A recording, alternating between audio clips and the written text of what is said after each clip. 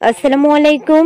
আমাদের চ্যানেলে স্বাগতম। আজকে আবার হাজির হয়েছে নতুন একটা ভিডিও নিয়ে। আজকের ভিডিও, গর্ভের বাচ্চা সারাদিন না নড়লে কি করবেন। অনেক সময় দেখা যায় গর্ভের বাচ্চা নড়াচড়া বন্ধ করে দিয়েছে, সেক্ষেত্রে আপনি কি করবেন বুঝতে পারছেন না। ভিডিওটা আপনার জন্য, শেষ পর্যন্ত দেখুন। ভালো লাগলে চ্যানেলটিকে সাবস্ক্রাইব করতে ভুলবেন না। গর্ভের শিশু যদি সুস্থ ও স্বাভাবিক থাকে তাহলে সে মায়ের পেটে স্বাভাবিকভাবে নড়াচড়া করবে, যা অন্তঃসত্ত্বা অনুভব ঠিকই করতে পারবেন। বেশিরভাগ ক্ষেত্রে গর্ভবতী আপুরা অভিযোগ করে, কমেন্টস করে তাদের বাচ্চা নড়াচড়া করছে না। কেউ কেউ তো বলেন পেটে বাচ্চা একেবারেই কম নড়ছে। আবার অনেকের প্রশ্ন, পেটের শিশু ভালো আছে কিনা কিভাবে বুঝবেন।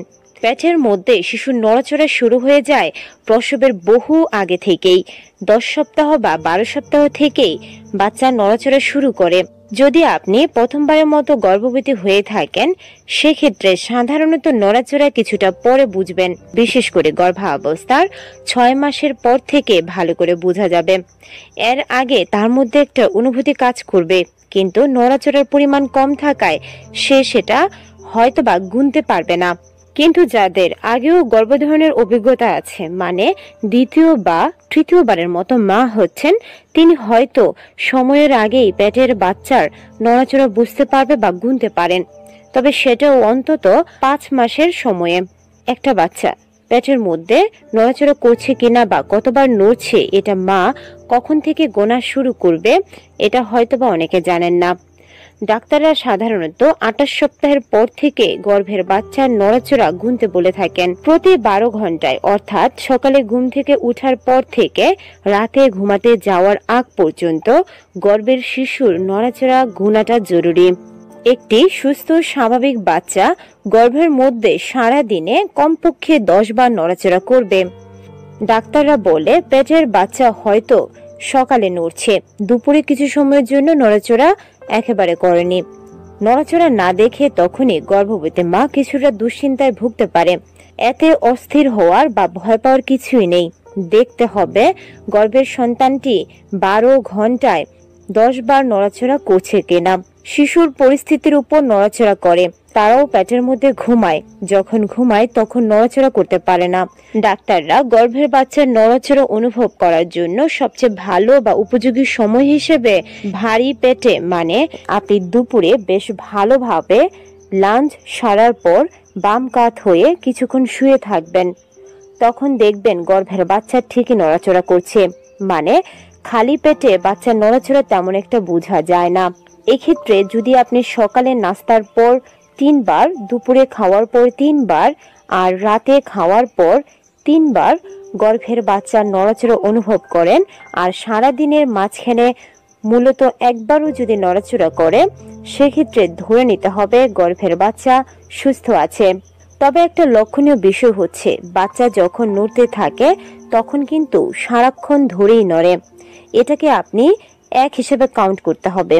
যখন থেমে আবার নতুন করে নড়াচড়া শুরু করবে, তখন থেকে 2 কাউন্ট করবেন।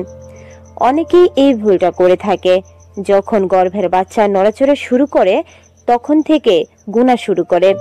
অনেকে হয়তোবা 1 থেকে 100 পর্যন্ত গুনে ফেলে। আসলে কিন্তু এটা ঠিক নয়। প্রতিবার থামলেই 1 করে গুনতে হবে।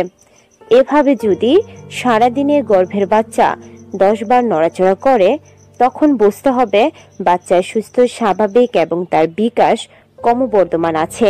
তবে কোনো কারণে বাচ্চা যদি না নড়ে, বিশেষ করে 28 সপ্তাহের পর যদি নড়াচড়া বন্ধ করে দেয় বা নড়াচড়া একেবারে কমে যায়, সেক্ষেত্রে বাচ্চা মিনিমাম যদি 5 বার বা 6 বার নড়ে, তাহলে সেটা সবার আগে মা টের পাবেন। তাই সবসময় নড়াচড়ার বিষয়ে সতর্ক থাকতে হবে।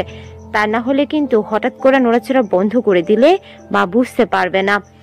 অনেকে বলে থাকে আজ কম নড়েছে, আচ্ছা কালকের দিনটা দেখি, পরশু দিনটাও দেখি। না, এই অবহেলা ভুলেও করা যাবে না। গর্ভে থাকা শিশুর অবস্থা খারাপ হওয়ার প্রথম লক্ষণ হচ্ছে পেটের মধ্যে নড়াচড়া কমিয়ে দেওয়া। একটা পর্যায়ে নড়াচড়া একেবারে বন্ধ করে দেয়। এরকম অনেক দেখা গেছে, বাচ্চা নড়াচড়া কমিয়ে দেওয়ায় মা অবহেলা করেছে, বলেছে আজকে কালকে বা 2-1 দিন দেখা যাক। শেষ পর্যন্ত বাচ্চাকে আর রক্ষা করা যায় না। তাই একজন মা যখনই বুঝতে পারবে গর্ভের বাচ্চা 10 বারের কম নড়ছে, তখনই দেরি না করে ডাক্তারের চেক আপ করাটা খুবই জরুরি। নিজের কথায় বা পরিবারের অন্য কোনো সদস্যের কথায় ভুলেও এই ব্যাপারটাকে অবহেলা করা যাবে না। এখন আপনার মনে প্রশ্ন আসতে পারে, গর্ভের বাচ্চা তো হঠাৎ করে নড়াচড়া বন্ধ করে দিবে না, হয়তো বা তার পেছনের কিছু কারণ থাকতে পারে বা লক্ষণও থাকতে পারে। তবে এখন আমরা জানবো কি কারণে বাচ্চা নড়াচড়া কমিয়ে দেয়।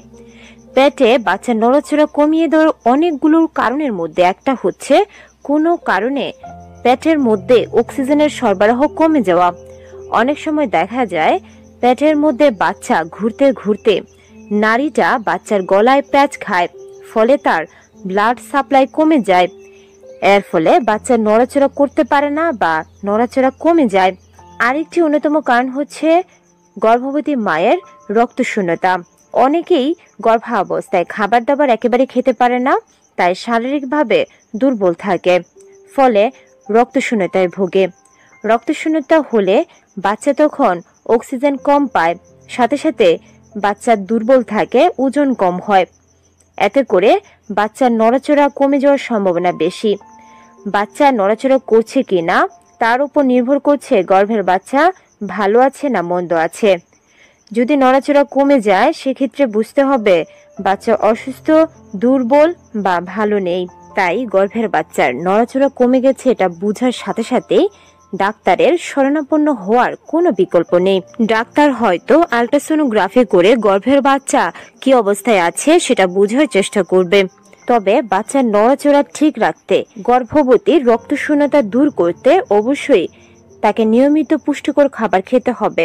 আয়রন, ক্যালসিয়াম বা ফলিক অ্যাসিডের মতো ভিটামিন সাপ্লিমেন্টসগুলোও নিতে হবে। এগুলো গর্ভবতীকে শক্তি যোগায়, যার ফলে রক্তশূন্যতাও দূর হয়। এছাড়া নিয়মিত হাঁটাহাঁটি করতে হবে, হালকা ব্যায়ামও করতে পারে, বিশেষ করে ধ্যান বা যোগ ব্যায়াম। এতে করে শ্বাস প্রশ্বাস খুব দ্রুত চলাচল করে, যার ফলে পেটের ভিতরেও অক্সিজেন সরবরাহ নিরবিচ্ছিন্ন হতে পারে। আশা করছি ভিডিওটা দেখে ক্লিয়ারলি বুঝতে পেরেছেন গর্ভের বাচ্চার নড়াচড়া কতটা গুরুত্বপূর্ণ। মোট কথা বলা যায়, বাচ্চা ভালো সুস্থ আছে কিনা বোঝার একমাত্র লক্ষণই হচ্ছে নড়াচড়া। ভিডিওটা ভালো লাগলে চ্যানেলটিকে সাবস্ক্রাইব করতে ভুলবেন না। আল্লাহ হাফেজ।